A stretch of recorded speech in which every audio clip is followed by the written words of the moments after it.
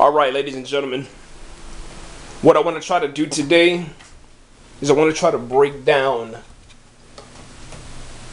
exactly what's going to happen, or what you should expect to happen, or what you should be knowing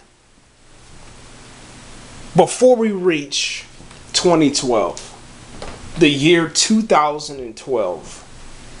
Let's talk about a couple of things. This isn't going to be a fancy slideshow. It's not going to be anything kind of crazy. So if you're looking at the screen right now, you're not going to see anything, because I want to get straight to the point, and I don't want to have to worry about creating some stuff for your eyes to see, to stimulate your left or right brain. I want to talk to the inner man. I want to talk to your soul. I want to talk to the Christian or disciple that is yearning to get out. The one that is yearning to step away from and keep away from that which is trying to literally destroy it. So, what I want to try to do right now, I want you to think about this for a second. What does 2012 mean? What does the year 2012, that's 2012, what does it mean? We hear all these rumors, and we hear all this mythology and all of these conspiracies about the end of the world as we know it, and the Mayan calendar predicting this and scientists predicting that. We know that 2011 was an insane year, and it hasn't even ended yet. The planet Earth nearly was destroyed by meteorites. We've been sprayed beyond recognition. Our lungs have been literally destroyed with the chemicals that they have been spraying in the skies with chemtrails, and there has been sightings upon sightings. And while we're on the topic of sightings, this year has been definitely, inside of our generation, an insane year of sightings, extraterrestrial sightings. Things that we can't even possibly explain, and we know for a fact that the government will never, ever explain. So let's get back to 2012. 2, 0, 1, and 2. When dealing with the occult and when dealing with anything that has to do with, let's say, revelation type events, biblical proportions, prophetic ways, mysteries, and wonders, you have to understand that numerology plays a very, very vital role in understanding anything. So when dealing with this, you have to add up your numbers. That's how you first get your, let's say, baby step. That's the first baby step that you take. So let's add them up. 2 plus 0 plus 1 plus 2 equals 5. I don't know why that when dealing with the occult, you always add and you never take away.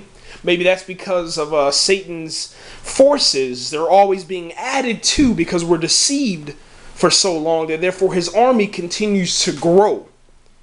Even though we know that he's going to lose in the end, but we know that his army is growing at a rapid rate of speed. You can almost say that his army is growing at the same rate of speed that the population of the planet Earth is growing. Like they said, we are going to soon reach 7 billion if we haven't reached 7 billion already. 7 billion people.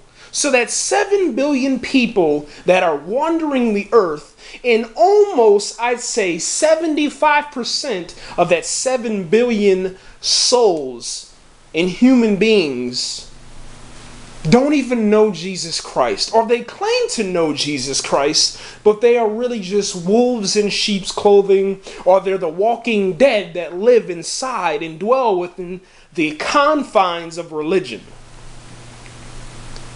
So we have the number 5.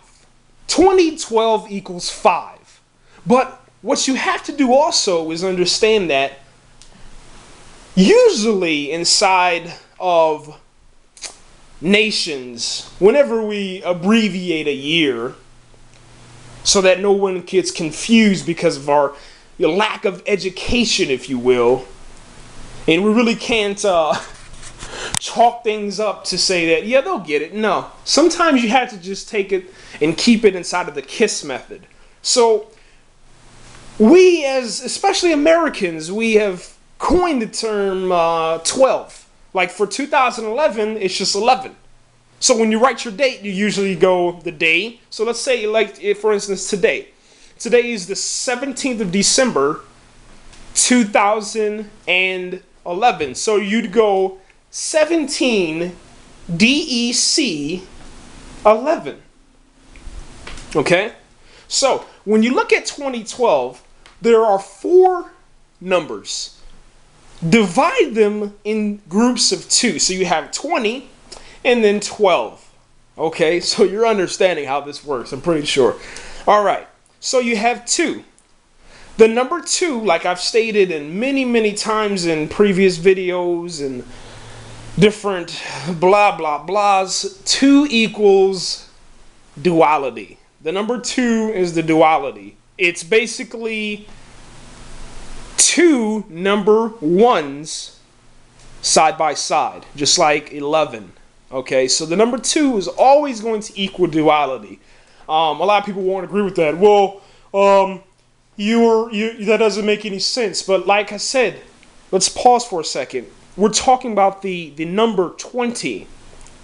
In order to get 20, you have 10. 2 groups of 10. Okay, so that's 1 0 plus 1 0 equals 2 0. That's your 20. So when you say 2012, the way that you got that was from 2 number 1s and 2 number 0s, and 0, which equals and represents pretty much nothing. Okay, it doesn't represent anything because no one really wants to, I guess, represent that or be labeled with 0. I don't know why. Anyway, moving on. So you have duality for 20, and then you have 12 that's left over. 12 is 1 plus 2 equals 3. 3, as many of you have probably already said, as soon as I said 3, you're like, oh, the Trinity, Trinity. Yes, yes, represents Trinity. Trinity is the triangle. Trinity is the triangle. The triangle, which is, the Father, the Son, and the Holy Spirit.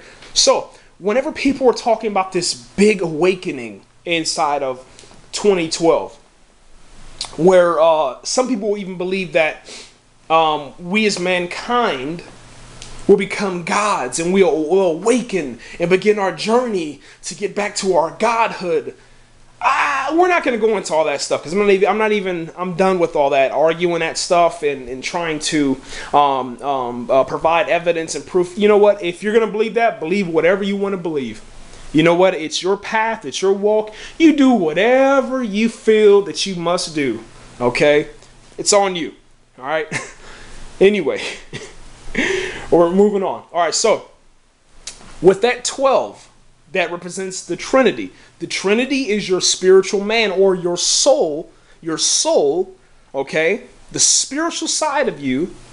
All right, so in 2012, when we're reaching inside of the year of 2012, we are going to come into a year where spirituality, or that inner voice, or that inner wanting, that inner desire to find out who you are or to have knowledge, is going to erupt in such a way that it's going to knock your socks off if you don't have your boots strapped up, put on, laced up tight, and surrounded with the love of Jesus Christ. Okay?